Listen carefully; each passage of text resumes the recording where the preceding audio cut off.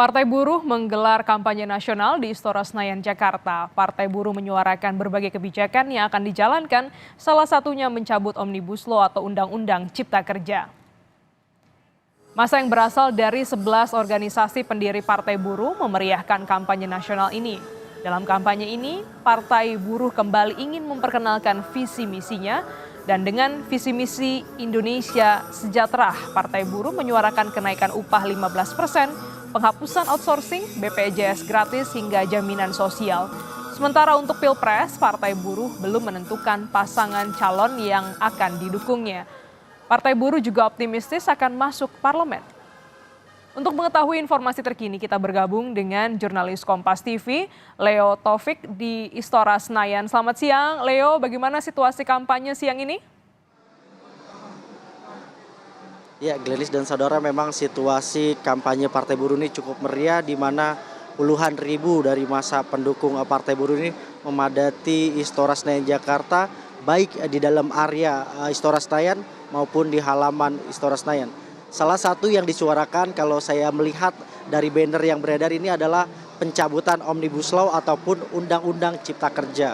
Dan untuk lebih lengkapnya saya telah bersama Presiden Partai Buruh yaitu Said Iqbal. Selamat siang Pak Iqbal. Selamat siang. Ya, Pak, untuk saat ini apa yang ingin disuarakan Partai Buruh dalam kampanye nasional ini, Pak?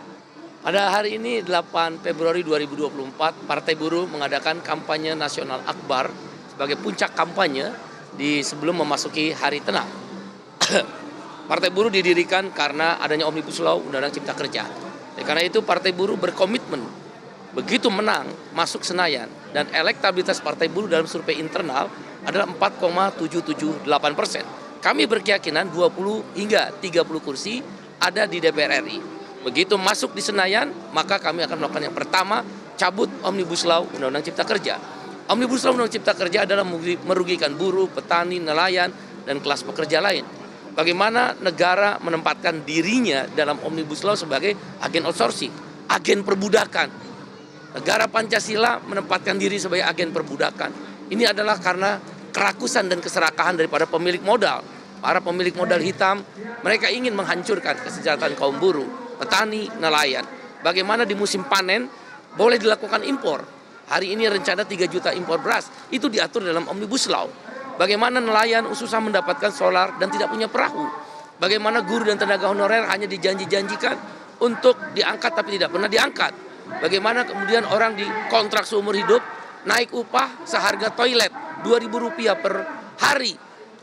Omnibus Law adalah puncak penindasan kaum pemodal atas nama negara kepada kaum buruh. Maka hari ini kaum buruh akan menyuarakan secara keras bahwa kami ingin Omnibus Law dicabut, dan secara konstitusional Partai Buruh dengan elektabilitas 4,778% berkeyakinan akan bisa mencabut Omnibus Law tersebut. Kami menyerukan pada kaum buruh, petani, nelayan, miskin kota, miskin desa, disabilitas, para perempuan yang termarginalkan, buruh-buruh yang tertindas, buruh informal, kemudian juga guru dan tenaga honorer, buruh migran, pensiunan,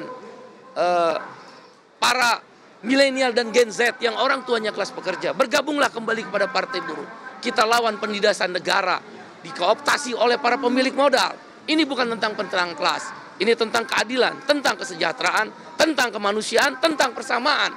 Dan mereka rakus, mereka serakah, mereka greedy, sudah mendapat banyak dari negeri ini. Mereka juga ingin menghancurkan kesejahteraan kaum kelas pekerja. Dan kami juga berkomitmen melakukan pembebasan negara Palestina. Palestina harus merdeka. Palestina harus diakui hak-haknya sebagai sebuah negara merdeka dengan ibu kota Yerusalem. Terima kasih Pak. Untuk dari sekian banyak atau sekian lama masa kampanye ini, apakah Partai Buruh optimis untuk lolos parlemen pada pemilu kali ini, Pak?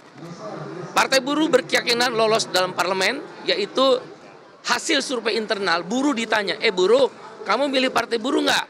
Bukan survei-survei yang umum, survei umum itu kan rakyat. Terus kita tanya lagi buruh yang berserikat. Buruh yang berserikat kan anggota serikat buruh. 4 konfederasi serikat buruh terbesar ada di sini. KSPI, KSPSI Andigani, KPBI, KSBSI. 60 federasi serikat pekerja tingkat nasional dan juga serikat petani Indonesia. Mereka ditanya, mereka jawab 4,778% buruh-buruh yang bersikat itu elektabilitas Partai Buruh lolos tembus ke Senayan. Terima kasih Pak Iqbal untuk waktunya. Silakan melanjutkan kampanye nasional untuk Partai Buruh ini. Memang hingga saat ini Partai Buruh ini fokus untuk di Pileg. Sementara untuk Pilpres ini Partai Buruh belum menentukan paslon mana yang akan diusungnya. Kembali ke studio Glenis. Baik, terima kasih jurnalis Kompas TV Leo Taufik langsung dari Istora Jakarta.